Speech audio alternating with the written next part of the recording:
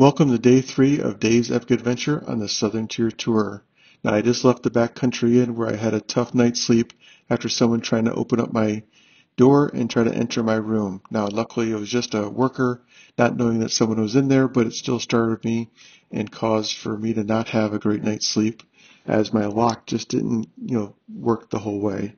Now today should be a great day. It's all downhill. It's 65 miles. Going down to the border, going through a mountain pass, and then about 40 miles through a desert. So let's get into the video.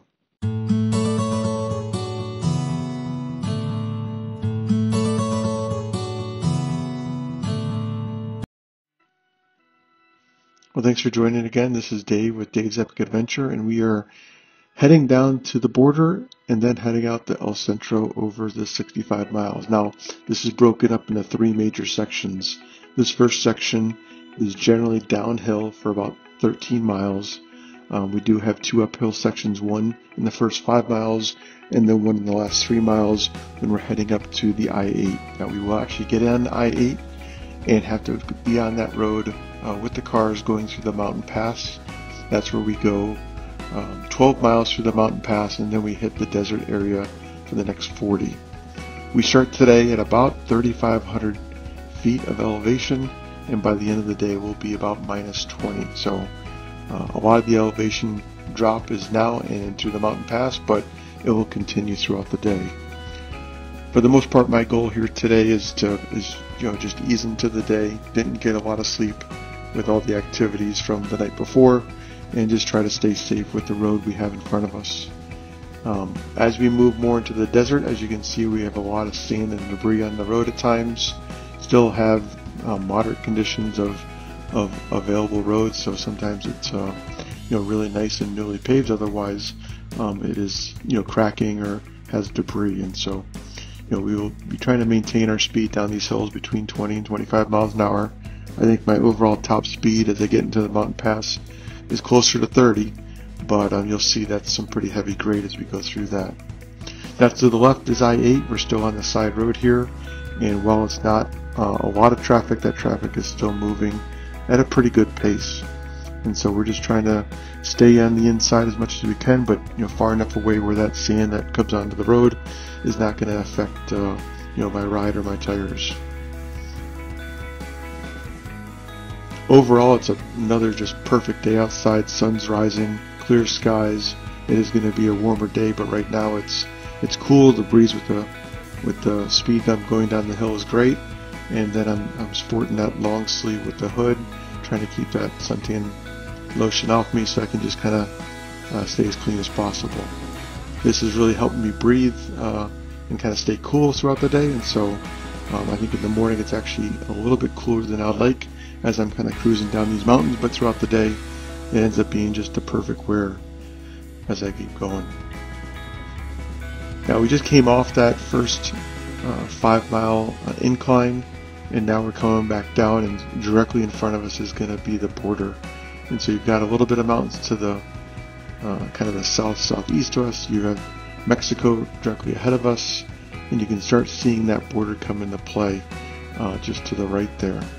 Now I think this will be the closest I get, and when you're at this point, you're about 8 miles in. We're coming into that period where you're going to make a hard left turn and start pulling away from the border, but you can start seeing it there over to the right, just at the base of that mountain. And just know there are a lot of border patrol through here. There actually is a border patrol station people are at just ahead of me, watching the border up on the mountain. And so many of the cars that are driving past here at high rates of speed are border patrol or police, and just be aware of that. Overall, I think this is a good section. This is a great place to stop up here above and just take some pictures. But now we're getting deep into right where the corner is going to be, and right where that border piece will be the closest to the road you'll see.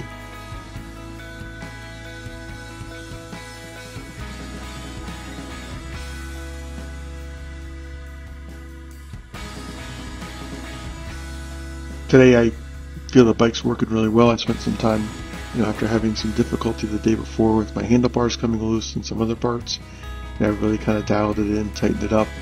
I did bring some some gear to kind of tighten those bolts down and make sure they stay a little bit more snug as we go through bouncier areas. And so, I'm hoping with all the activities and the miles we're doing today that we really can maintain that speed and not have additional slowdowns. Yesterday was a slow day at just doing about 35 miles. A lot of that dealt with the hills and kind of going up and down through the midsection of those mountains, but I did have to stop many times and kind of make sure my bike was in good order as we went through several roads that were just extremely bumpy. So now we're right next to the border, and like I said, I stopped and took a few pictures, enjoyed the scene. I've never seen anything like this before, so it was a great first time experience as we get on this Southern Tier.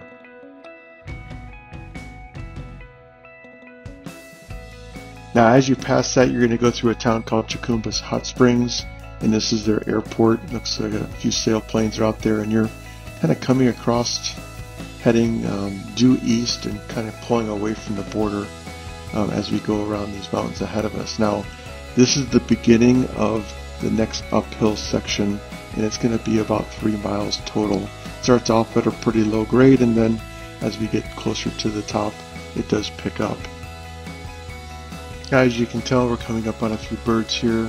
Throughout this whole section, I've had several instances where there were dead animals, or actually had a few snakes that were alive as they were trying to cross the road, but ended up getting hit by cars. So just as always, just keep your distance and keep moving, and enjoy the scenery as you go around. So you've got this mountain to the right, which we're going to kind of go around.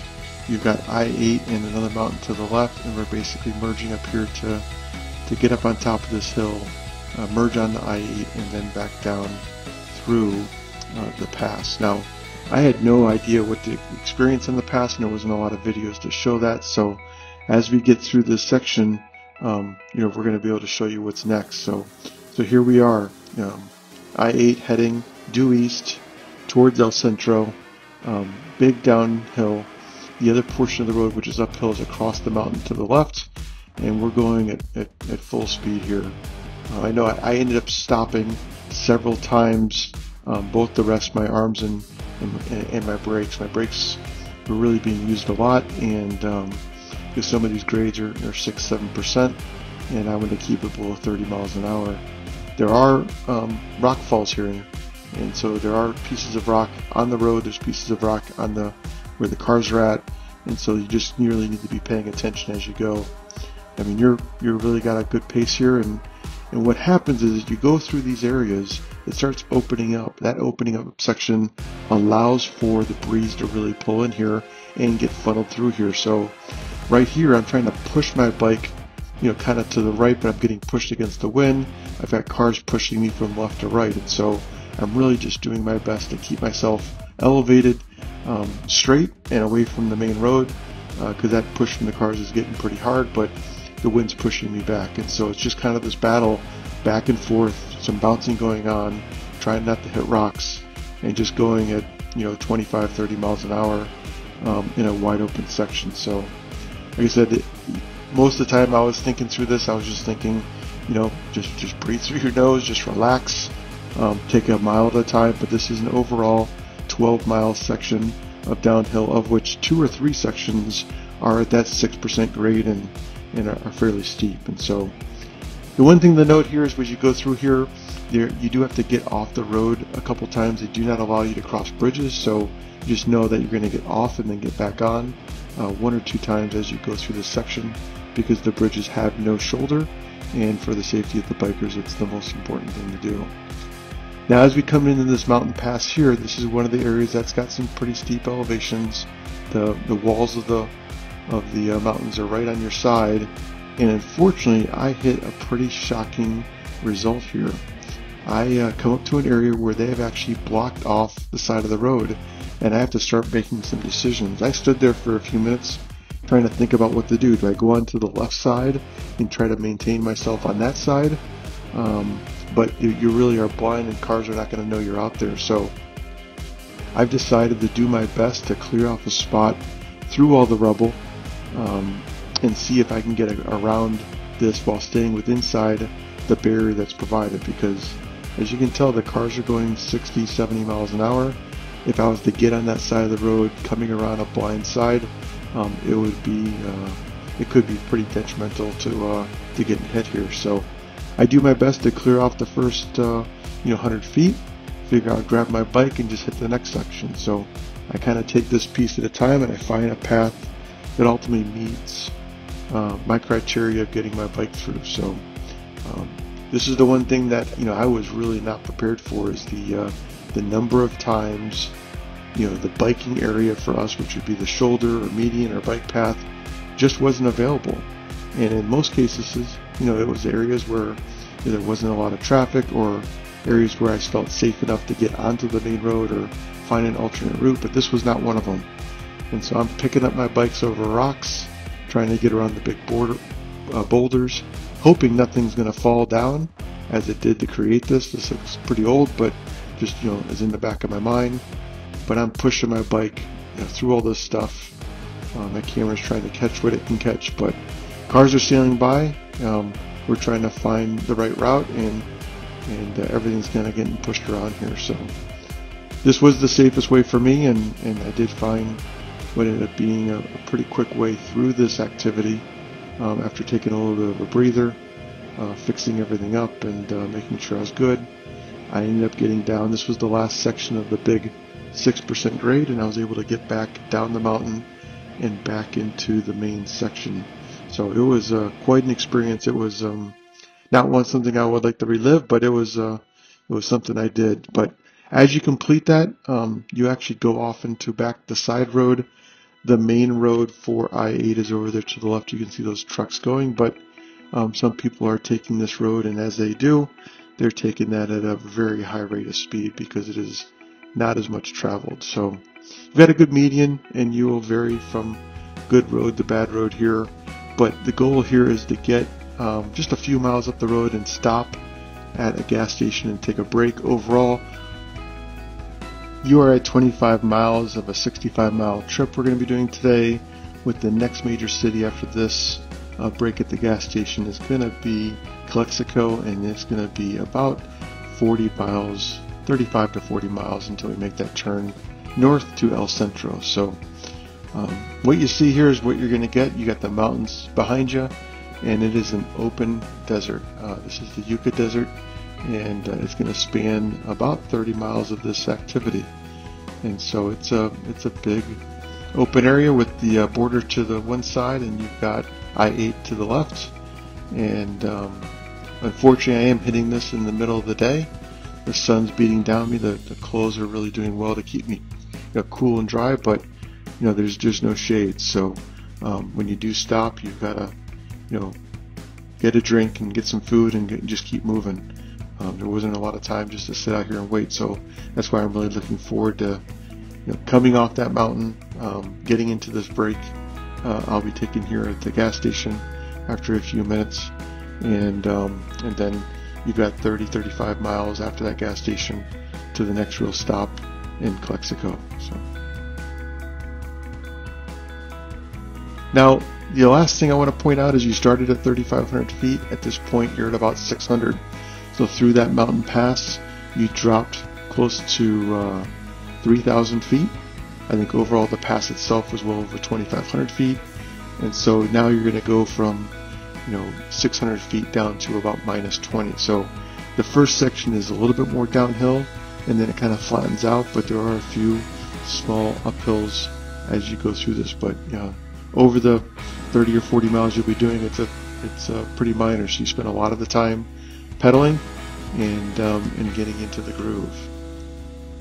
Yeah, if you're a fan of Jesse Itzler, he is a biker, runner. He's done a little bit of everything. He wrote the book Living with a Seal, which was with David Goggins, a great book. And he was actually starting his Bike Across America with 10 of his friends. And as I pulled into this gas station, I look up and there they are. I didn't take any video, didn't try to bother them. They had a whole production crew going and trying to get set up on their bikes. They were running in a relay kind of method, so one group was at the beach doing it. They started here on the other side of the mountains. Jesse's out there in green. One of the guys came over, his name was Kevin, came over and talked to me for 10 or 15 minutes. and really enjoyed seeing the team, seeing the crew, talking with Kevin, and kind of watching this all take place. Now, these guys are on performance bikes and carrying no gear, so off they went, and I enjoyed a nice 15-minute break, got some Gatorade, hit the restroom, and like I said, that's going to be your last stop until you get to the next, what I actually stopped at Jack in the Box inside Calexico as I turned north. So make sure you're filled up with whatever you need, and then you're back on the road, and you're really going to be pushing it here. This was probably the first time I actually felt like I was really riding the way I had been training. You know, the road was reasonable, while there was some wind pushing me around at times. To me, this felt like me driving my bike in Texas. It was kind of smooth and kind of wide open roads, and while I had a few more hills than this out in Texas, just felt like I really was starting to find my stride. And so after having a tough night, morning that was the first 10 or 12 miles, kind of getting into the groove. I enjoyed seeing that border. That was a great aspect of the ride. But then really did not enjoy at all coming down that mountain pass. In fact, that was mentally, that was a really big push for me.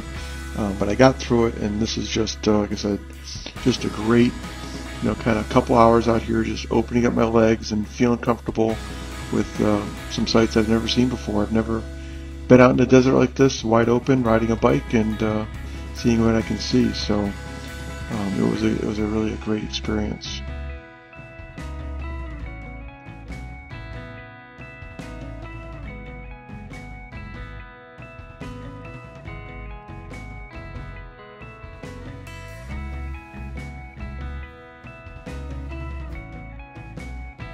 Now, as this thing pans around, you can see both directions. There's just not much out here, and we're kind of leaving some of the areas that are more, have some brush and there's some people, and we're going to get in some areas where, it is truly more of a desert situation. As you get out there, there's a little more sand in the road. There's a little bit more, gravel around, and the winds do pick up. Now, as you go from coming off the mountain down here, once again, will get a little bit closer to the border, but you never get as close as you were back there with Chicuma Hot Springs, being just a few hundred feet away.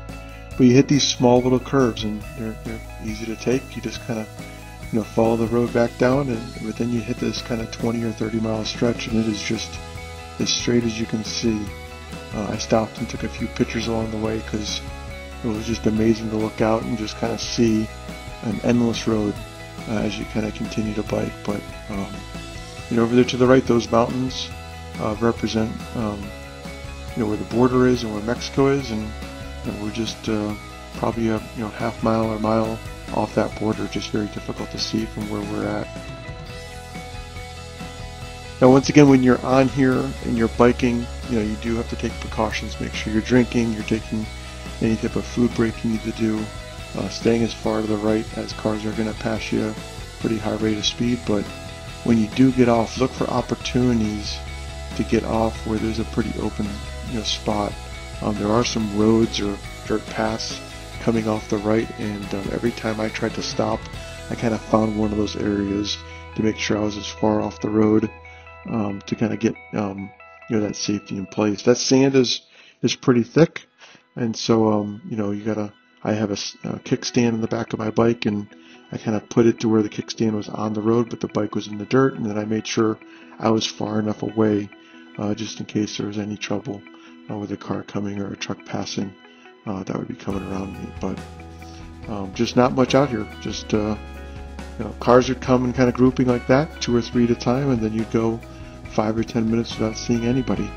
And but you just got this wide, beautiful, open expansion that you'll be a part of.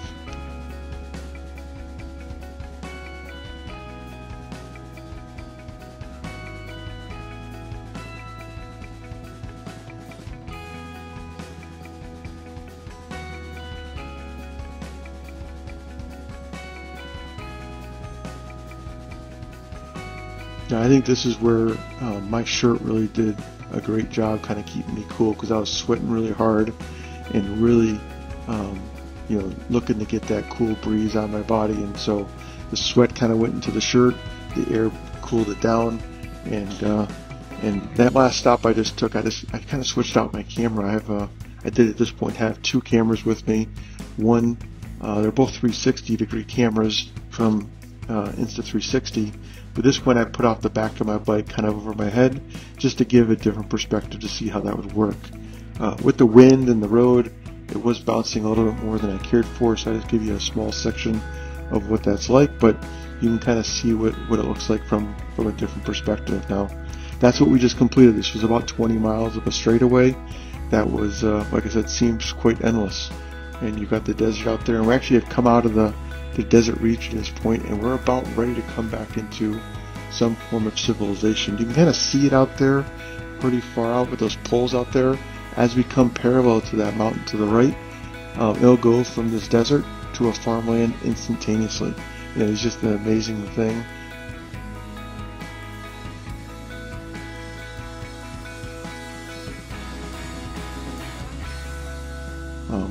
But you can see I'm just kind of cruising along, pedaling as I need to. Wind's pushing me around a little bit. But as we pass up here, we're just getting past that mountain, and you can see here to the left there's just a row of palms, and then the farming begins.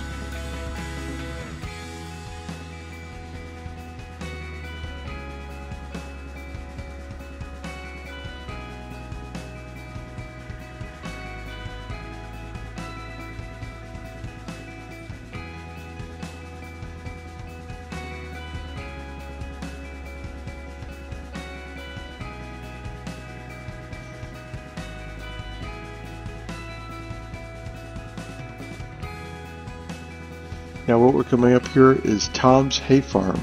So this is the beginning of the farming area, and like I said, it goes from desert like this to these palm trees to everything from here all the way through El Centro. And then as you leave El Centro all the way out, you'll see nothing but farming out here. And then in this section you'll see a lot of border patrol and border patrol stations and people out there doing watchful eyes. So now we're kind of past that mountain. We're past the palm trees. We're in this desert area, but with a lot of vegetation.